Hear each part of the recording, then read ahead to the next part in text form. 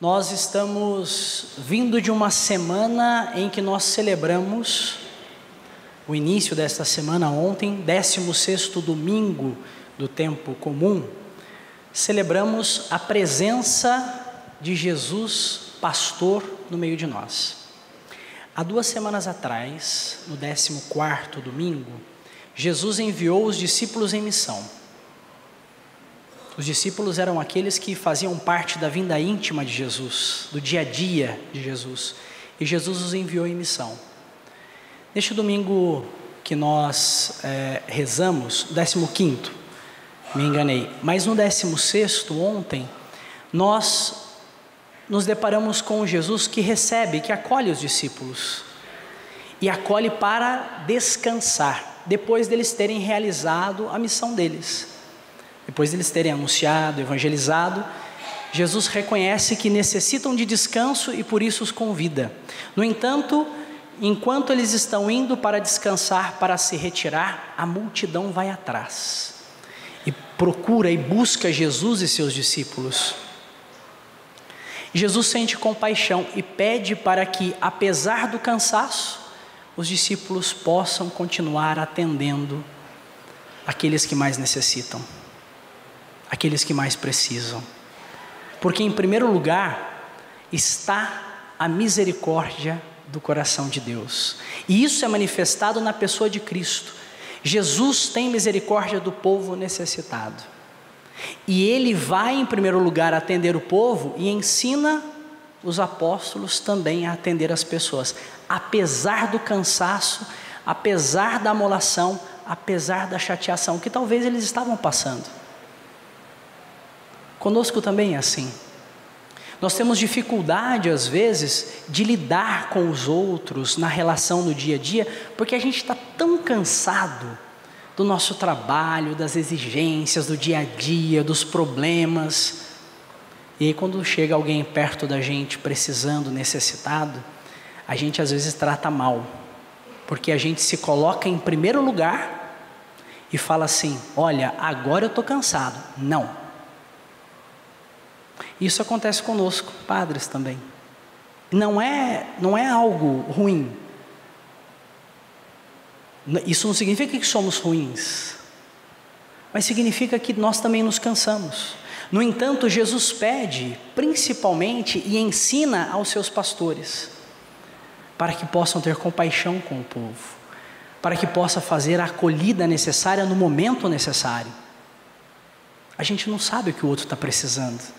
A gente não sabe o que o outro está passando. E quando a gente se coloca um pouquinho de lado e deixa que o outro diga e manifeste a sua necessidade, vontade, o seu desejo, às vezes a gente se depara com situações tão complicadas. E quantas vezes isso não acontece conosco? É por isso que no Evangelho de hoje,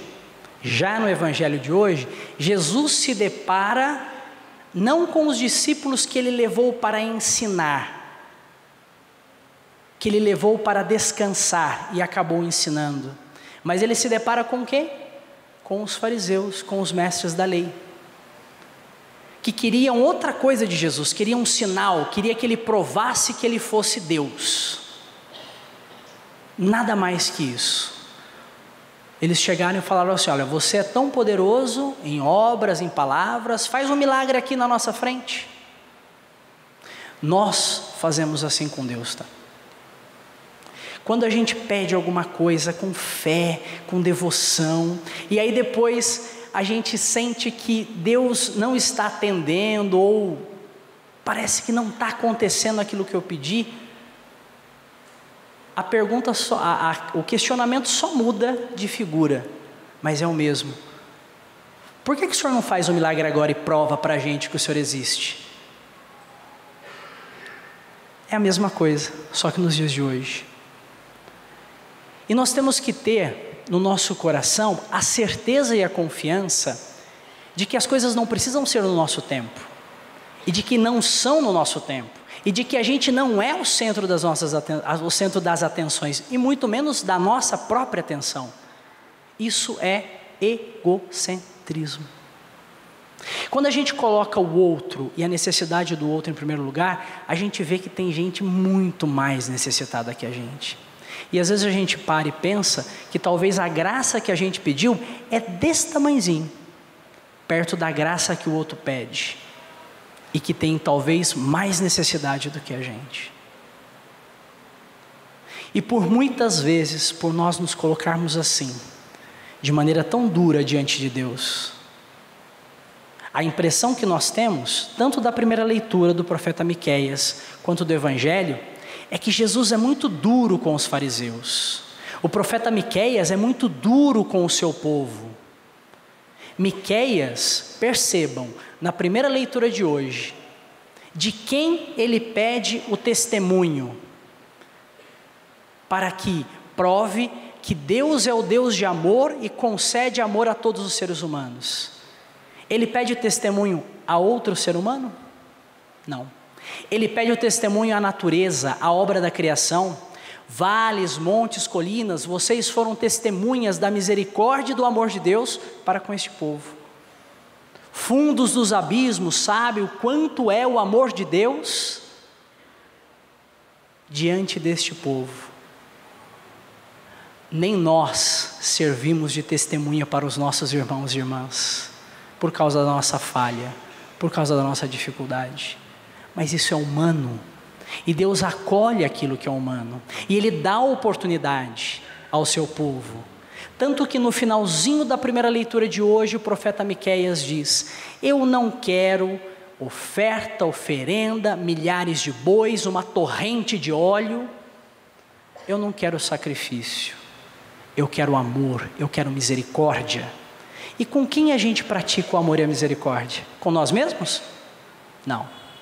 Com aquele que necessita, com aquele que precisa, com aquele que está mais perto, talvez, do abismo, e que nós precisamos puxar, precisamos tirar. Esse é um verdadeiro seguidor de Jesus, esse é um verdadeiro ouvinte da palavra de Deus. E a gente se torna seguidor, a gente se coloca no caminho de Jesus Cristo a partir do momento em que a gente entende isso e não só entende, começa a praticar nas pequenas coisas do dia a dia, nas obras que podemos realizar e fazer, na acolhida que podemos dar, num sorriso que podemos partilhar, na escuta que podemos dar a uma pessoa. E olha, quanta coisa boa a gente pode aprender, e quanta coisa boa nós temos a aprender com os nossos irmãos e irmãs que mais necessitam. Jesus nos pede principalmente para que a gente deixe de lado o nosso egoísmo, a nossa ganância pessoal, e coloque em primeiro lugar a vontade do reino de Deus, que é o amor, a partilha e a misericórdia. Que a gente coloque e valorize aqueles que são valores do seu reino e a qual ele veio ensinar.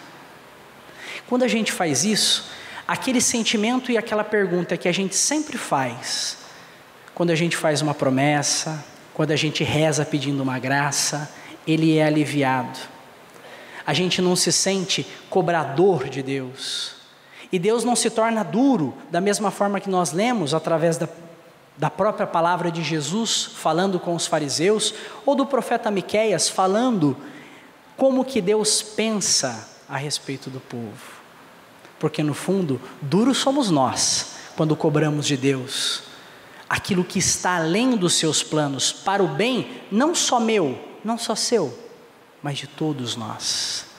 Porque Ele olha, Ele caminha, acompanha a cada um de nós. Ele é o bom pastor, Ele é aquele que dá repouso, Ele é aquele que ensina, Ele é aquele que dá alimento e alivia o nosso fardo. E não é só o nosso, é de quem está do seu lado. Não é só o meu, é de você que também está em casa. E Ele faz isso com todos nós. O amor dele abrange todos nós e faz com que a gente sejamos pessoas diferentes.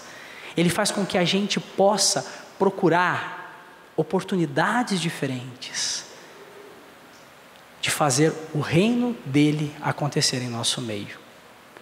Maria, mãe de Jesus, foi aquela que abriu a sua vida e o seu coração para que essa graça pudesse acontecer. Mesmo grávida, se dispôs a sair da sua casa e foi servir a Isabel. Ela estava pensando na sua prima, que estava mais idosa e mais necessitada. E isso não fez falta a ela, muito pelo contrário. Foi lá que ela ouviu a saudação que veio da sua prima Isabel: bendita és tu entre as mulheres. E o que ela responde? O Senhor fez em mim maravilhas, santo é seu nome.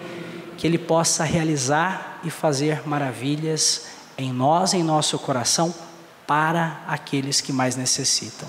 Louvado seja nosso Senhor Jesus Cristo. Seja louvado.